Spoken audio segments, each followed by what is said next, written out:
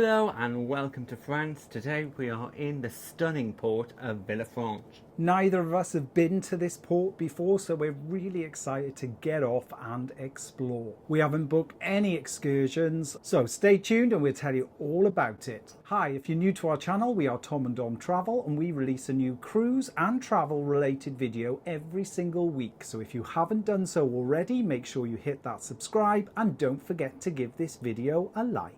Now in Villefranche today, the weather was absolutely beautiful. And the first thing we noticed when we woke up, looked out on our balcony, was that this was a tender port. The tenders had started pretty early, shipping people into the centre of the town. So what we did, we got ourselves ready and headed down to the Broadway show lounge where we collected a sticker with a number on. But it wasn't long before they actually called 3 lots of numbers, which meant that there were 2 tenders in place, so we could head straight down to deck 3 to board our tender. It took around 10 minutes to get from the ship into Villefranche itself, so not far at all, and before we knew it we were there. And the journey on the tender was absolutely spectacular. We got fantastic views of both the ship and Villefranche itself, which is such a beautiful port. We've been so fortunate on this cruise so far. The weather has been perfect and we are having a fantastic time.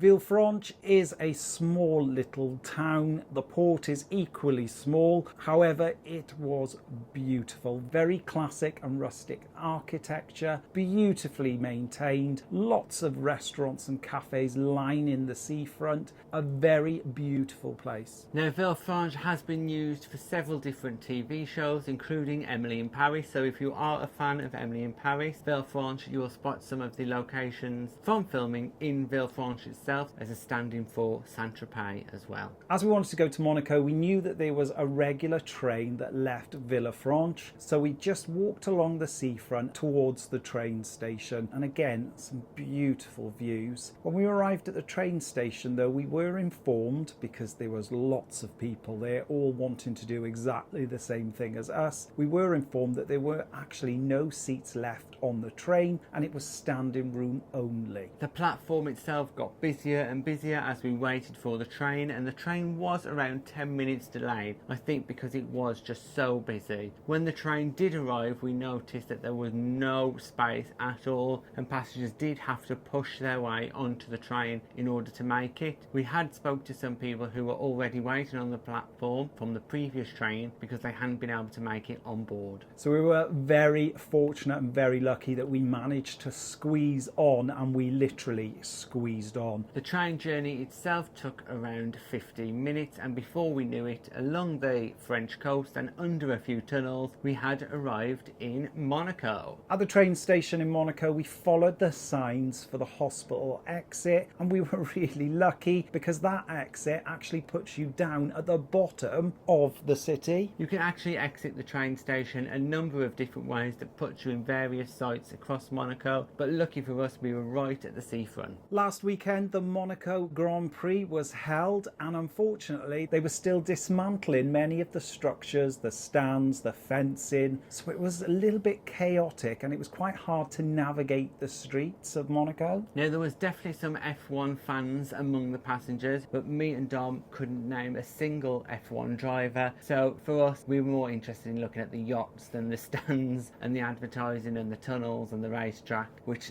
a lot of people were super excited about seeing. The tunnel's quite a big tourist attraction. Myself and Tom did go to have a look and we were kind of like, oh, a tunnel.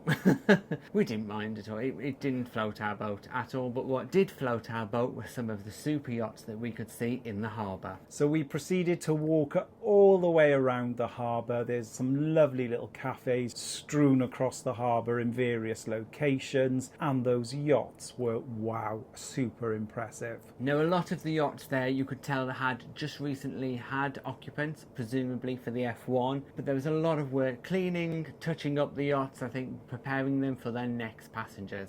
We walked all the way to the end of the harbour because also in the harbour was Oceana Serena, so it was great to get some great views of an Oceana ship.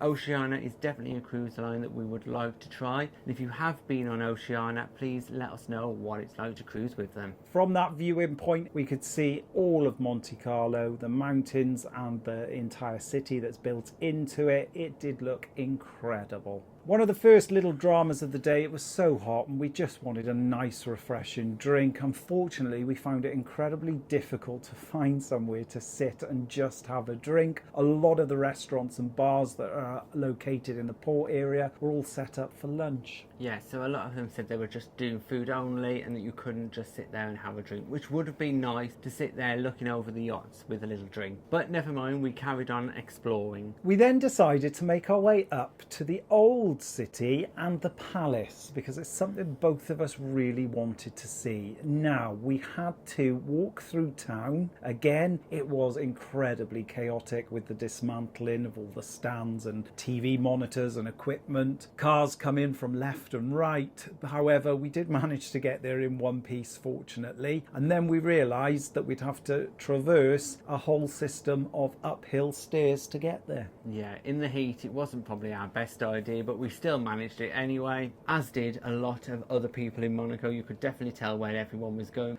From the top, the palace and the large courtyard looked spectacular. There was also a lovely little viewing area where you could look over the whole of the city and the port area. There is also a lot of shops and cafes as well as restaurants up in the old town of Monaco, and here you could find a lot of streets, places named after Princess Grace, and the main shopping street is called the Princess Grace Street. The streets are all traditionally narrow and there were a lot of people trying to get through, so it was a bit of a battle to walk through. But it was a really nice place, and luckily a lot of the streets were quite shaded, so it wasn't too hot. Fortunately, while we were there, we managed to pick up a couple of postcards, and the post office was right next door. So Patreons, your postcards are on their way. Yes, you've got postcards coming from Monaco this time. If you do want to become a Patreon and receive some of our postcards, then make sure you join our Patreon now. Again, we tried to get into a couple of the restaurants and cafes along the top in the old town, and unfortunately they were only allowing people for food. By now, myself and Tom were so thirsty and it was so hot. We desperately needed a bit of refreshment. So eventually, after some wandering around, we did eventually find ourselves in a very small bar tucked away in one of the side streets. We desperately needed some refreshments, and I think it cost around about £15 for 2 pints of lager. So not the cheapest place, but we didn't expect Monaco to be. And by that time we were certainly in need of a drink. We then continued to explore. We found the museum. We didn't go into the museum because there were some big queues outside, and by now we just wanted to get back to the ship because the heat as well as all of the walking had started to take its toll. As we passed the palace itself, we could see some of the guards, which are all dressed up in white, waiting outside the palace in their little boxes, just like they do outside Buckingham Palace, but without the big black hats. We knew that it would take us around 20 minutes to walk from the palace, right up there in the old part of Monaco, back down towards the train station. Luckily for us, this time it was all downhill. A word of warning though about the steps. The steps are not flat, they're all at an angle pointing downwards as you're walking down. So I did actually lose my footing as we were going down because they are quite slippy. Yeah, so just be careful on the way down, but luckily it is all downhill on the way back. We quickly found ourselves back at the bottom of the hill because Dom was going at some speed at some point. Perhaps that's why you nearly slipped. I did. And then we walked through the centre part of Monaco, past some more shops and cafes, and easily found our way back in the train station. Within the city itself, everything is signposted. There are lots of little narrow walkways for people to walk on, and I can imagine once all the F1 equipment is gone, it'd be a beautiful place to just have a nice quiet stroll across the seafront. Inside the train station itself in Monaco, it is much bigger than you expect, so do bear that in mind because it can take some time to pass through. There is escalators, travelators and various shops and stops along the way. And once we arrived on our platform, we found that the inside of the train station was actually very impressive. Incredibly modern, spotlessly clean, and fortunately for us, very cool. We waited in the train station around 10 minutes and our train had arrived. The platform was busy with passengers all wanting to get back to Villefranche. However, there was plenty of room on the train once it arrived, and we got a nice spot by the window. Yeah, much calmer experience heading back. Once again, the train took us about 15 minutes to get back. There were about 3 or 4 stops in between Monaco and Villefranche, and before we knew it, we were back there in the town itself. As we exited the train station, I did take the opportunity to take some photos because this is one of the filming locations of Emily in Paris, so I did a pose similar to what she did. Let us know in the comments if you think Tom did it better.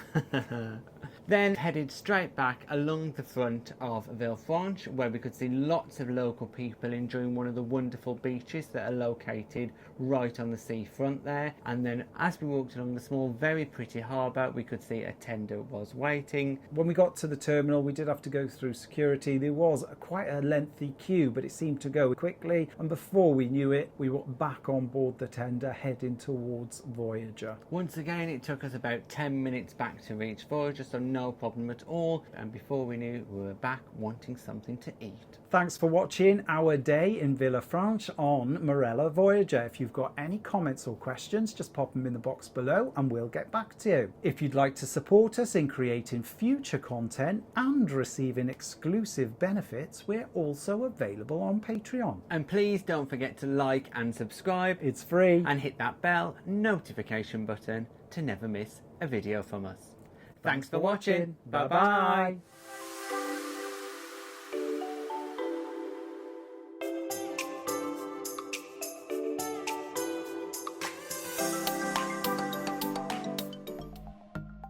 Thanks for watching. We've got lots more content available on our YouTube channel, so press that subscribe button. If you're interested in receiving daily updates, we're available on most social media platforms. Just search for Tom and Dom Travel.